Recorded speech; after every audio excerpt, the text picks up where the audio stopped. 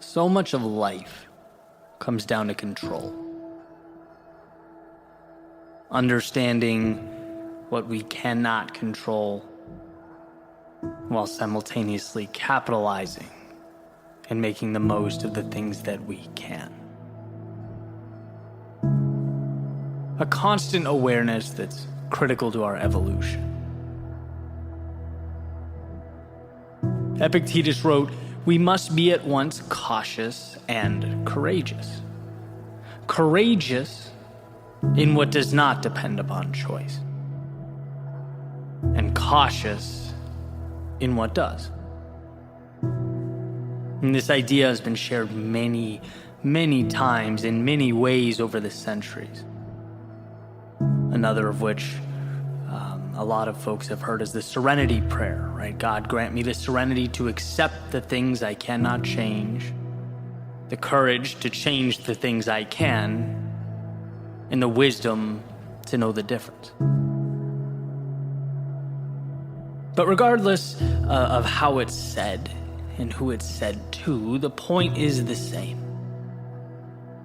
There are things we cannot control that we must find a way to stop exerting ourselves, stop exhausting our energy on. They are, as the saying goes, what they are. These obstacles are immovable. And rather than continue to push and push and push with all our strength and energy, our time is best suited learning to effectively navigate them. And then there exist those things that are in our control. I believe it was The Power of Now by Eckhart Tolle. He said, and I'm paraphrasing, if something cannot be changed, stop thinking about it, right? The future represents anxiety. It's worrying about things that haven't happened yet. The past is essentially depression. It's worrying about things that already happened. We can't do anything about the past or the future. All we have is now. And if it can be changed, then act now in bringing about a desired result. Take that first step. Create some semblance of momentum, no matter how small. But to worry about what is behind you or in front of you is actually insanity. I remember loving the simplicity and pointedness of that message. Accept it, eliminate it, or adjust yourself to it.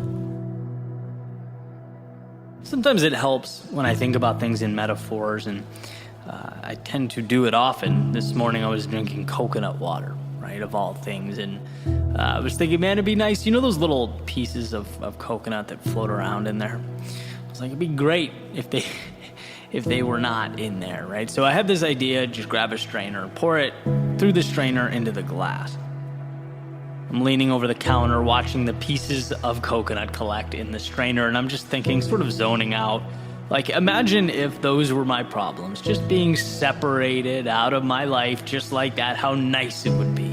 Captured in a little net, and then, discarded, thrown away. But, it didn't take me long to realize a couple things. One, such an idea would never happen. Life will always have some obstacle to place before us. That's what life does. After all, the word is predicated upon the avoidance of death. It's a struggle and a necessary one. Which leads me to the realization number 2. We want hardship, purpose and meaning.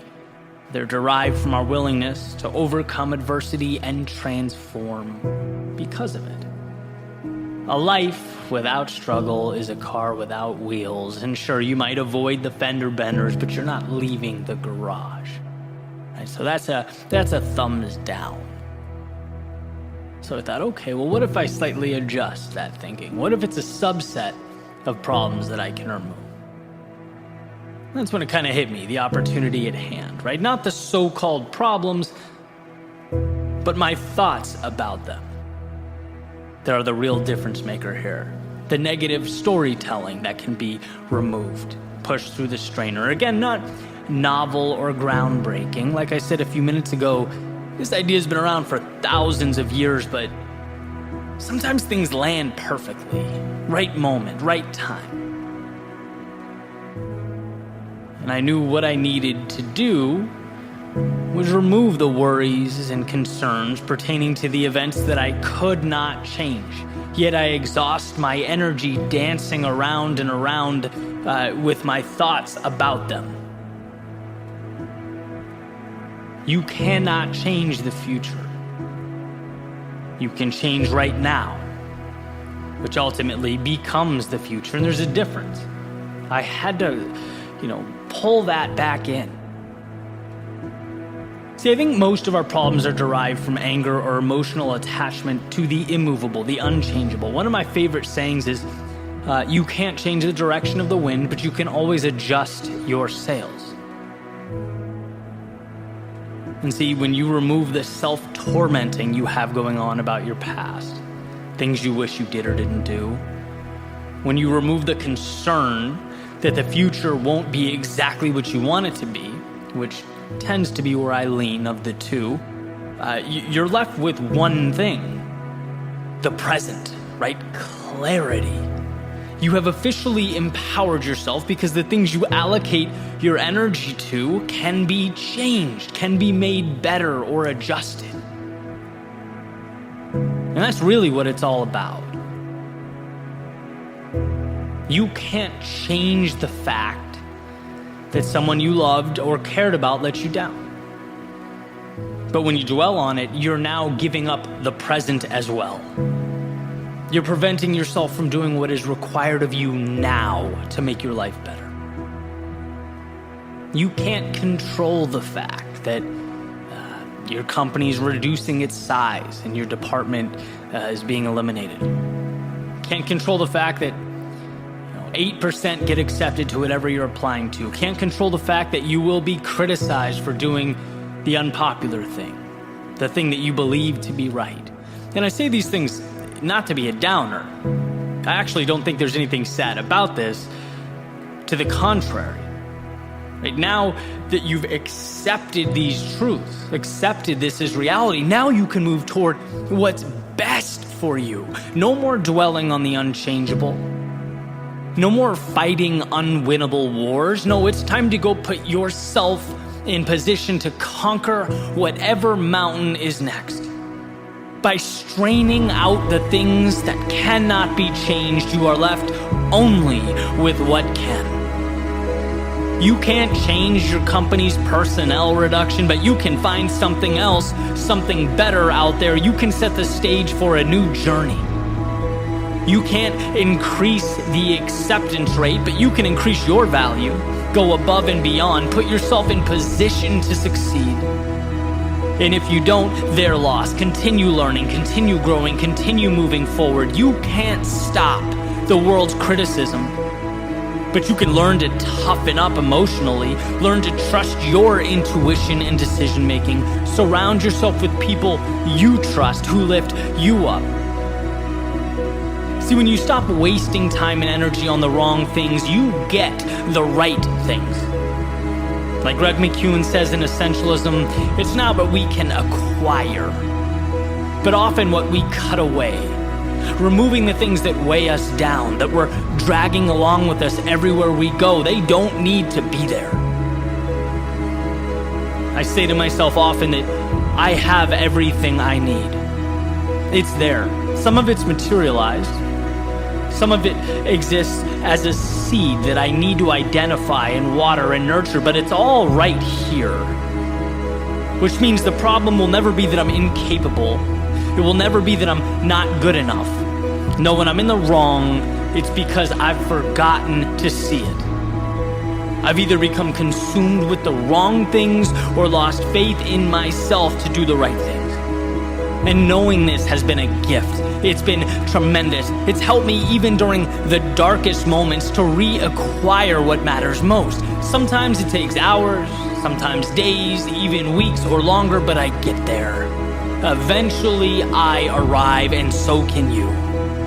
You have the ability to parse out why you feel the way you do, to categorize the thoughts in your head. Can I change it? No? Okay, gone. And with all that's left begins the journey, the good stuff.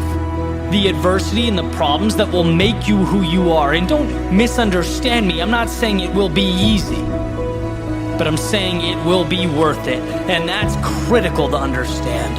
Your world is there to maneuver and adjust, to reshape, but its transformation depends on a laser-like focus on that which is malleable.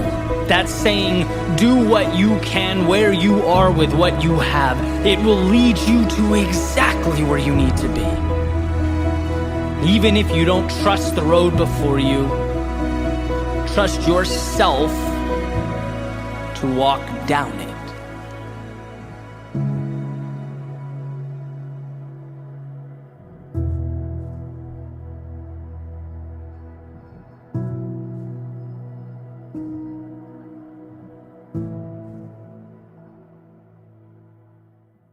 Sick of procurement bottlenecks? Get the cure with Bill Procurement. Bill is the all-in-one platform trusted by nearly 500,000 businesses to simplify their financial operations. And now they've introduced Bill Procurement, which pairs seamlessly with accounts payable to automate procure-to-pay workflows in one place. Every step, from submitting a purchase request to reconciling payment, happens in Bill Procurement, so your business keeps moving and growing. Score $200 when you see Bill Procurement in action with a demo. Go to bill.com/procurement200, bill.com/procurement200.